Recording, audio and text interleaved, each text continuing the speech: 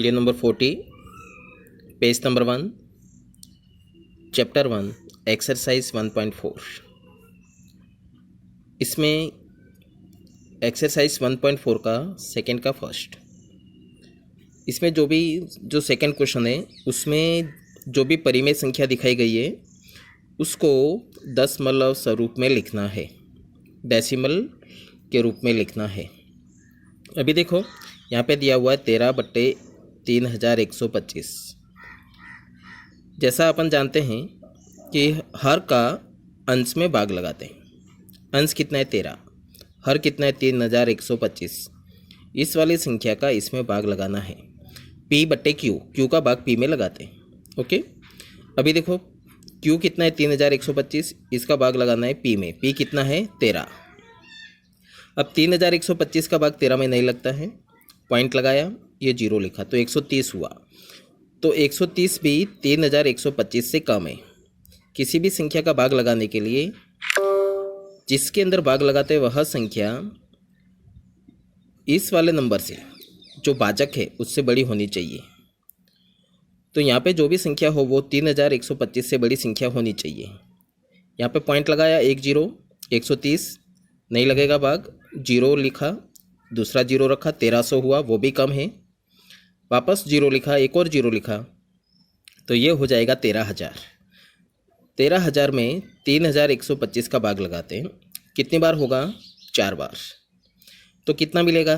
12,500। Okay, अभी देखो 13,000 में से 12,500 माइनस किया तो कितना मिलेगा? 500। ओके, अभी देखो पॉइंट लगा हुआ है तो आप एक 0 लगा सकते हो, 5,000।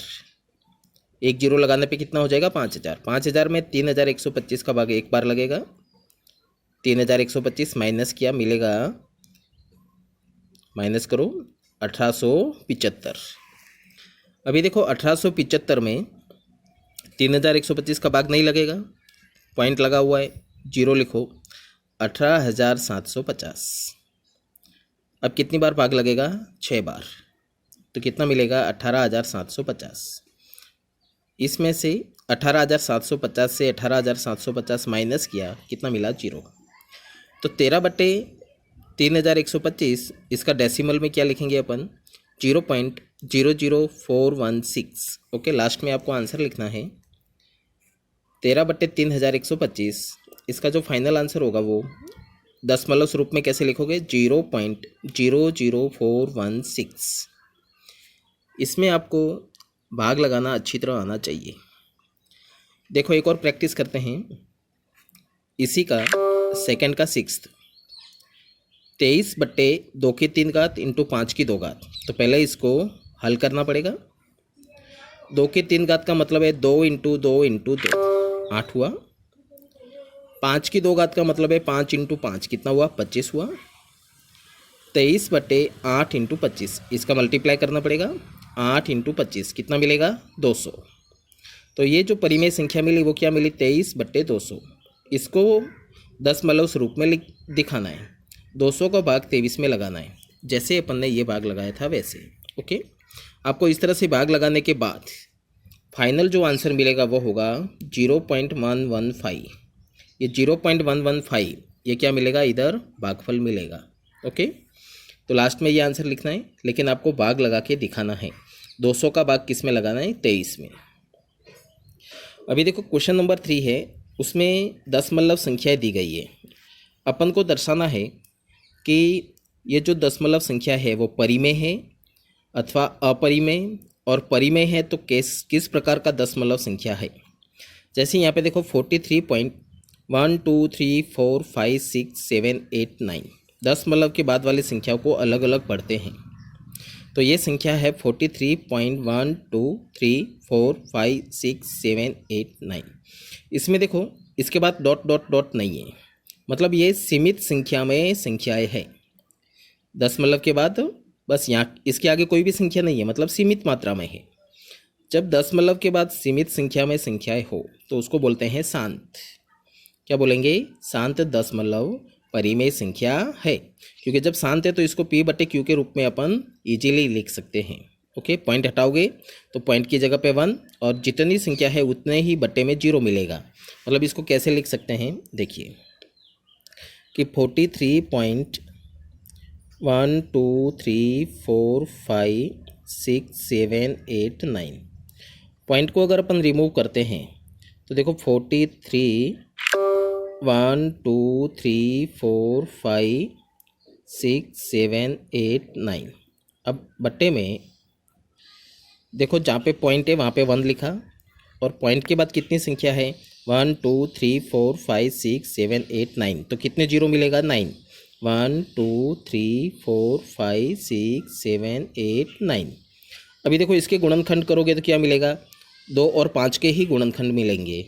जब किसी भी संख्या में 2 और 5 के गुणनखंड हो हर में तो कैसा होता है, शांत होता है। और इसको देखो ये p और ये q, p बटे q में भी लिख सकते हैं। तो ये कैसा हो जाएगा, शांत दशमलव परिमेय संख्या है। क्यों है वो पूरा मैंने यहाँ पे आपको एक्सप्लेन कर दिया। ओके, अभी देखो इसी में अपना वही वीडियो 40 पेज नंबर 2 कंटिन्यू रहेगा। एक्सरसाइज 1.4 क्वेश्चन नंबर 3 का सेकेंड, इसमें भी वही दिखाना है कि शांत है, अशांत है, किस प्रकार का दशमलव है और परिमेय है अथवा अपरिमेय संख्या है। यहाँ पे देखो संख्या जो है वो 0.120 1200 12000 120000। यहाँ पे देखो 1210 1220 1230 1240, नेक्स्ट आएगा तो 1250। ओके, तो इसमें क्या है, यहाँ पे देखो कोई भी संख्या आवर्त नहीं हो रही है। 120 यहाँ पे है, 1200 यहाँ पे है, 12000 मतलब सेम नंबर रिपीट नहीं हो रहे हैं। और यहाँ पे डॉट डॉट डॉट मतलब इस तरह से कंटिन्यू चलता रहेगा तो कैसा हो जाएगा, अशांत। ओके, अनंत तक ये संख्या चलती रहेगी तो कैसी हो जाएगी, अशांत। अगर गिनने यहाँ पे डॉट डॉट नहीं होता है तो अपन काउंटेबल होता, जब काउंटेबल नंबर होते हैं तो कैसा होता है, शांत होता है। तो ये है अशांत दशमलव संख्या।